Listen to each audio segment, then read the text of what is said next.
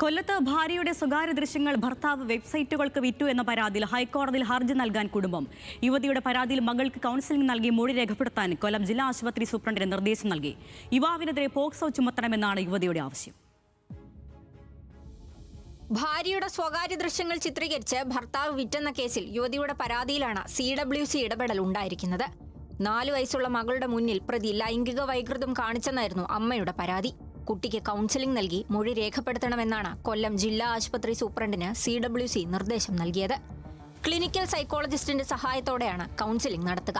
ഈ മൊഴിയുടെ അടിസ്ഥാനത്തിലാകും പോക്സോ ചുമത്തി കേസെടുക്കണമോ എന്ന കാര്യത്തിൽ പോലീസ് തീരുമാനമെടുക്കുക. നിലവിലെ അന്വേഷണം തൃപ്തികരമല്ലെന്ന് ചൂണ്ടിക്കാട്ടി യുവതി ഹൈക്കോടതിയിൽ ഹർജി നൽകി.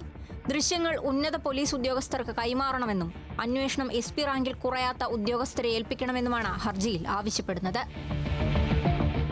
ന്യൂസ് മലയാളം, കൊല്ലം.